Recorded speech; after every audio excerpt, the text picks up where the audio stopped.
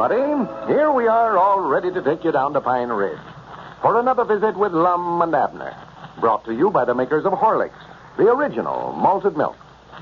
If you haven't sent for your picture of Lum and Abner yet, I suggest you'd better hurry. Thousands of rappers have come in requesting one of these big 8x10 autographed pictures of the lovable old characters, and we had only a limited quantity to start with, so we'll have to withdraw this offer soon. This picture's just the thing for completing that picture album of yours, or for framing and showing to your friends. It shows the old philosophers both as they appear down in Pine Ridge and as they really are. And if you've never seen the real Lum and Abner, you've got a surprise coming. You'll never believe that the quaint, comic-looking old fellows at the bottom of the picture are the same persons as the two good-looking men at the top. To get one of these pictures, all you have to do is to write your name and address on the back of a wrapper from a half-pound or larger-size package of Horlicks malted milk. Then, send your wrapper to Lum and Abner, care of the station to which you are now listening. Got that? Well, you'll get your picture right away. And now, let's see what's happening down in Pine Ridge.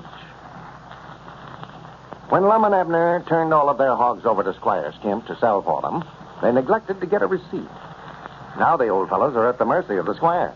The hogs have been shipped to Chicago and other northern markets, and the boys have no way of knowing how much money will be due them from the sale. As we look in on Pine Ridge today, we find Abner down at the Jot Em Down store. Lum is just entering. Listen. Lum, you had about a half a dozen telephone calls since you've been gone. Who was it calling me? I don't know. I never asked them. I just told them that you weren't here, and they said they'd call back later.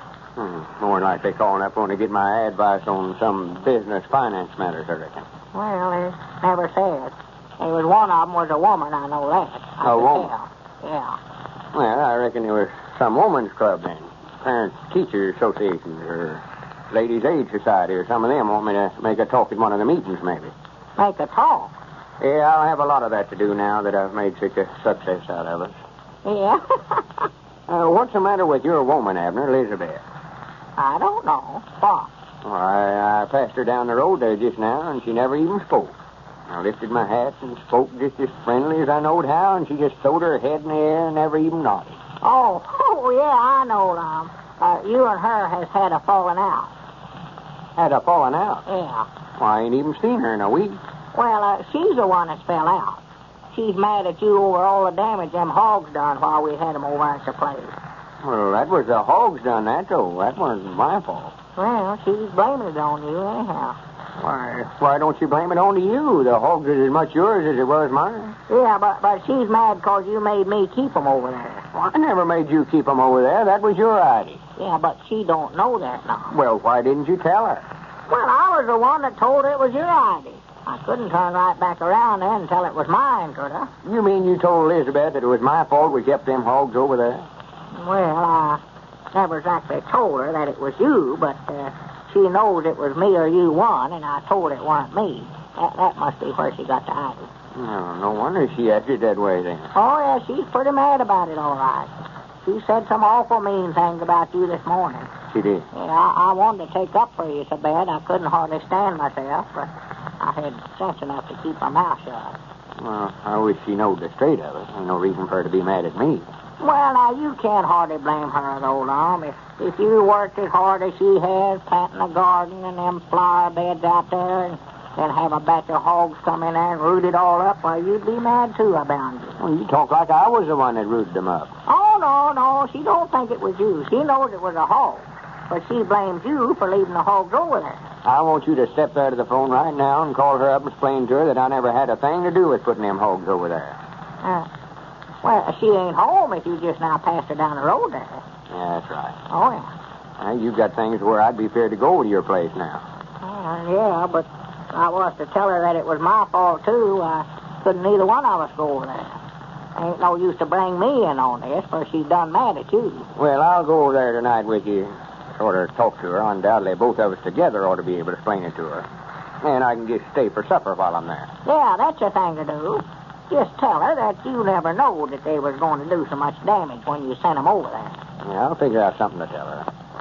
I'll get her back in good humor if I have to sit there till 9 o'clock talking to her. Yeah. I just got done patching up a little misunderstanding me and Evelina had with one another. What's the matter with you and Evelina? Ain't nothing the matter now. She just seen me all dressed up again today, and I hadn't been over to see her, and she figured I was sparking somebody else, maybe. Is that where you been all afternoon? Well, I stopped by there a few minutes. I seen her coming home from school, and I catched up with her and walked home with her and carried her books and all. Yeah. Yeah, I was over to see Caleb Weehunt about making that statuary of us, too. You aiming on having Caleb make it? Yeah, you recollect once before he was going to make one for me, and I explained to him then how to make them, so he already knows how. Well, he never has made one, though, has he? No, but he's done a lot of concrete work. Made that well curb over at the schoolhouse and that watering trough in front of Dick's store, so... Yeah, but now, Lum, that's a heap different than making something that'll look like us. Well, we'll give him a picture of us to go by. See, what he does is just stack a bunch of cement up there and let it dry, and then take a hammer and chisel and just start chiseling it down to where it'll look like it. Yeah. Well, I'll pay my part of it, but I'm just a little dubious about Caleb ever making a statuary that'll look like anything. Oh, I don't think he'll have no trouble. He did try to get me to leave the hog out of it. Said he didn't think that'd look right, us standing there with the hog. Yeah. That's what I was telling Dick Huddleston about it, Lum. He said folks would have trouble telling the three of us apart. Yeah, he was judging me about Oh, it. bound for him. Just wait, though, till we have the unveiling and present it to the citizens of Pine Ridge. Granny, that'll make them sit up and take notice. Just think, Abner, years after we've passed on to our reward, folks will be walking by there and pointing at us and saying, there stands the Hog Kings. I thought we was going to be sitting down. Well, there sits the Hog Kings then. Yeah, that'll look more natural, Lum, having us sitting there. But I'm just afraid to think what it'll look like again Caleb gets through with it. I don't want nobody getting me mixed up with no hog, I know that. Well, me and him was talking a while ago. I believe we've got a scheme studied up to where it can't help but look like us. That is, if you don't mind to having a little plaster Paris put on yourself. Plaster Paris? Yeah, you know that stuff they make casts out of, like when you break your arm. Sort of like concrete, dries Yeah, hard. I know what it is, sure. Well, I thought up the idea myself, and Caleb says he thinks it'll work all right. He's going to cover us over good with a thick coating of that plaster Paris and let it dry on there, and then when we get out of it, why, there'll be a mold of us. And he'll fill the mold up with concrete and let the concrete dry, and then when he takes the plaster Paris off the concrete, why, there we'll be. What? I mean, there'll be the statuary of us. Yeah, well, how are we going to breathe if we're all covered up with that plaster Paris? Well, we'll have to have a tube run out of our mouth to breathe out of, I reckon. Like a feller does when he's walking underwater, you know. Yeah. Well, might have us making out like we're smoking a pipe, and we could just hold a pipe in our mouth and breathe through that. Yeah, cigars, that'd look better. Yeah. Well, now, that gets us all right, but what about the hog? It wouldn't look right for him to be standing up there in a statuary smoking a pipe too long. No, I'm afraid we're going to have trouble ever getting a hog to stay still long enough for that plaster Paris to dry, too. Yeah, unless we catch one asleep from it. Well, Caleb's going to study about it, and I'm going to study about it some more. We'll figure out some way. We don't want to start nohow till Squire gets back from Chicago with our money. Well, I just hope we get our money. I was telling Dick Huddleston about us forgetting to count how many hogs we let Squire have, and he said we'd be lucky if we got anything. We'll lawsuit him to the high courts or get that money. I'll tell you that right now. Yeah, but the trouble is, Lum, we ain't got no receipt, no showing of no kind. Dick says he wouldn't have to pay us nothing unless he's a minds to do it. Well, we've got proof, though, that we turned the hogs over to him. Cedric helped load them. Yeah, but Dick says that Squire could claim that he'd already paid us for them, and we ain't got no way of proving that he ain't. Said it'd just be up to us to prove that the hogs was ours in the first place. I believe as our ring answered the phone, Abner. Is that all right? I think so. Well, it's more likely for you. Go ahead and answer it, Lum. No, you answered. And if it's somebody wanting me, tell them they'll have to make appointment to talk to me. I can't be jumping up and answering a phone every few minutes. Rich as I am, my time's valuable. Tell them I'm in a conference. Well, now, which one of them things do you want me to tell them? Well, tell them all of them. Well, if I can recollect them. Hello? Yeah, he's here. Well, he said you'd have to make an appointment with him. Said he couldn't be jumping up and answering the phone every few minutes because he's in a conference or something like that. Tell him I'll give him an appointment at 2 o'clock tomorrow afternoon. Tell him to call me then. He said for you to call him tomorrow afternoon at 2 o'clock and he'll talk to you. Huh? Well, that's what he said anyway. Well, you'll have to talk to him about that. No, I don't want to talk to him. I'm just telling you what he said. Yeah, he's so rich now that his time's too valuable to be talking to you on the telephone. That's what he said. That's the time, Abner. Just let them know how important I am.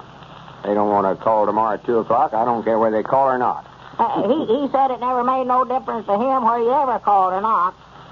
That's just what he said. All right. All right, Evelina. Goodbye. Who? What'd you say there at the last? Who was that? It was Evelina. I never seen her so mad in my life. Evelina? Well, why in the world didn't you say so? Abner, you idiot. Natural I'd want to make her wait till tomorrow afternoon to talk to me. Well, tomorrow afternoon be too late anyway, Lum, for she wanted you to take her over to Sea Skunks to a party tonight, but she said she'd just get Frank Foster to carry her over. I said his time wasn't so valuable. Oh, my goodness. Now you did it. Abner, sometimes I get so dad-blamed aggravated at you. It looks like the Hog King picked out the wrong person to impress this time. Ladies and gentlemen, I'd like to have you hear the contents of a letter from Mr. J.K. Long, dealer in leaf tobacco of Versailles, Ohio. I think it'll interest everybody. Mr. Long writes, Please permit me to tell you of my experience with your malted milk tablets. My son, 10 years old, has been in very poor health for 7 years. We've tried everything known to medical science to increase his appetite, but to no avail. About a month ago, we purchased a big bottle of Horlick's chocolate malted milk tablets. They have so built him up that he has a wonderful appetite, eating anything and everything placed before him, and has gained 11 pounds in a little over a month. I cannot speak too highly for your wonderful product. Well, thank you, Mr. Long. As you say, it really is amazing what Horlick's tablets can do and have done in a wide variety of cases. They are sustaining and invigorating and delicious as well. Don't forget, folks, that you can get a big autographed picture of Lum and Abner while the limited supply lasts simply by sending your name and address on the back of a wrapper from a half-pound or larger-size package of Horlick's malted milk to Lum and Abner, care of the station to which you are now listening. This is Carlton Pickard, speaking for Lum and Abner and Horlick's, who now bid you all good night and good health.